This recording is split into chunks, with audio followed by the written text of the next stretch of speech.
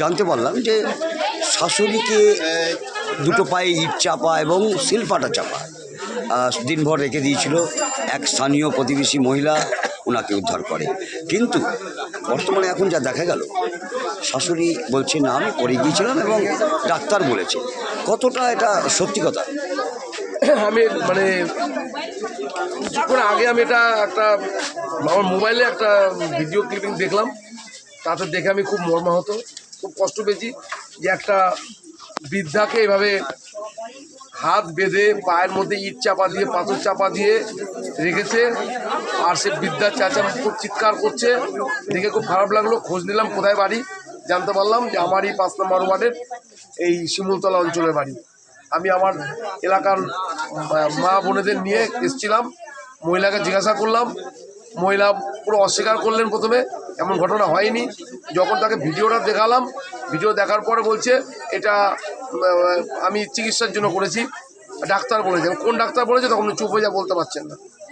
পরবর্তীতে উনি শাশুড়িকে যেভাবে শিখিয়ে দিয়েছে, বৃদ্ধা মানুষ হয়তো নিরাপদে মানে থাকার আতঙ্কে ভুগছে আমার মনে হচ্ছে। এই ভদ্রমহিলাও হয়তো তাকে শিখিয়ে নিয়েছে যে তুমি এই কথা বলবে, কেউ যদি জিজ্ঞাসা করে, হতে পারে।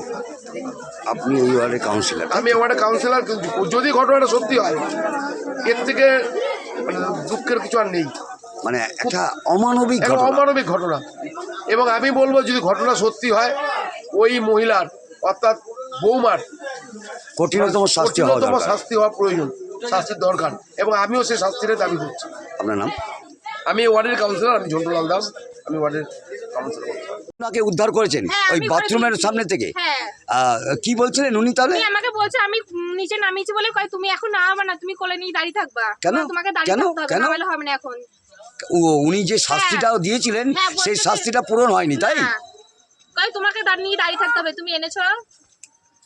ওই যে মহিলা যিনি মানে বৌমা, তার নাম কি জানেন? না আমি জানি না। আচ্ছা, এটা কোন পাড়া?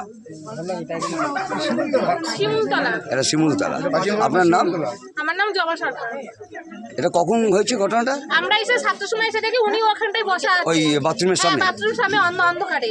আমরা শুধু এসে জিজ্ঞাসা করেছি দি কয়েকদিন চলো দি, তারপরে উনি 10-15 মিনিট পরে লাইটটা ধরায় বলার পরে। উনার গায়ে পাথর, শিলপাটা, ইট চাপা দিয়ে রাখা হয়েছিল, হাত পা বেঁধে। হ্যাঁ।